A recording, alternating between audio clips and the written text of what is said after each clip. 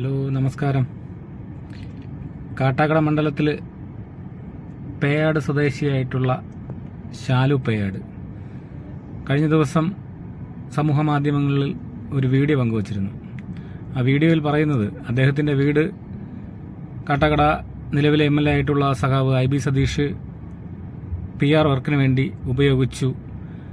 10 ലക്ഷം രൂപ മുടക്കി അയാൾ ലോൺ എടുത്ത് വച്ചിട്ടുള്ള വീട് MLAയുടെ വികസന രേഖയിൽ ഉൾപ്പെട്ടു എന്നതാണ് അദ്ദേഹത്തിന്റെ ആക്ഷേപം.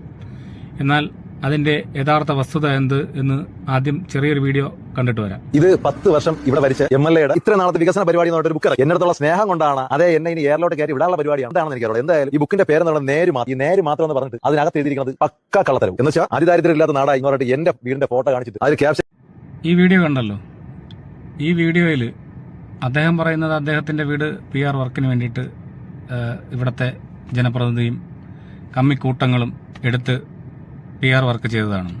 എന്നാൽ അവിടുത്തെ വാർഡ് മെമ്പറും അദ്ദേഹത്തിനെ പെറ്റ് വളർത്തിയ അമ്മ തന്നെ പറയുന്നു ഇത് പഞ്ചായത്തിൽ നിന്ന് 4 ലക്ഷം രൂപ കിട്ടിയിട്ട് ലൈഫ് മിഷൻ പദ്ധതിയിൽ ഉൾപ്പെടുത്തി വെച്ച വീടാണ് എന്ന് അദ്ദേഹത്തിന്റെ സ്വന്തം അമ്മ തന്നെ പറയുകയാണ്.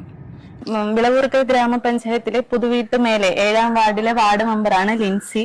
അപ്പോ എന്റെ വാർഡിൽ തന്നെ വാർഡ് അംഗമായിട്ടുള്ള ഒരാളാണ് ഈ ശാലു പേയാട്.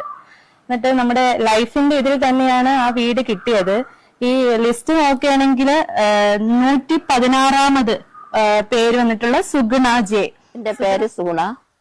2025 ഈ വീട് കിട്ടിയത്. പഞ്ചായത്ത് ശാലു പേയാടിന്റെ ഒരു പുതിയ വീഡിയോ വന്നിട്ടുണ്ട്. ആ പുതിയ വീഡിയോ ഒന്ന് നമുക്ക് കണ്ടു നോക്കാം. എന്റെ അമ്മയാണ് പാവം പറഞ്ഞ ഇവരെയൊക്കെ പെടുത്തിയതാണ്.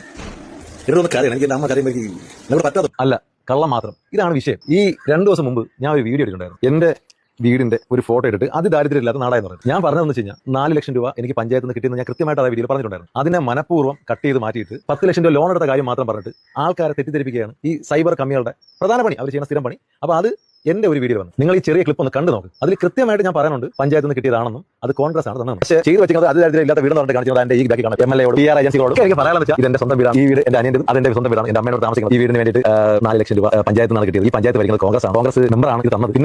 കഴിഞ്ഞ ദിവസം ഇറക്കിയ ഈ വീഡിയോയിൽ അദ്ദേഹം പറയുന്നത് ആദ്യത്തെ വീഡിയോയിൽ ഞാൻ പറഞ്ഞിരുന്നു 10 ലക്ഷം രൂപ എനിക്ക് 10 ലക്ഷം രൂപ ഞാൻ ലോൺ എടുത്ത് വെച്ചിട്ടുള്ളതാണ്. 4 ലക്ഷം രൂപ എനിക്ക് പഞ്ചായത്തിൽ നിന്ന് കിട്ടിയിട്ട് ഒരിടത്തും ഇയാളുടെ ആദ്യത്തെ വീഡിയോ കണ്ടിട്ടുള്ള എല്ലാവർക്കും മനസ്സിലാവും ഇയാൾ ഒരിടത്തും പറയുന്നില്ല ഇയാൾക്ക് 4 ലക്ഷം രൂപ പഞ്ചായത്തിൽ നിന്ന് കിട്ടിയ കാര്യം ഒന്നും പറയുന്നില്ല. എന്നാൽ അദ്ദേഹം അതിന് പറയുന്നുണ്ട്. ഇതിനിടയ്ക്കൊരു നിങ്ങൾ ചെറുതായിട്ട് കേട്ടുപോയി കാണും. EMS ഭവന പദ്ധതി പ്രകാരം ഇയാൾക്ക്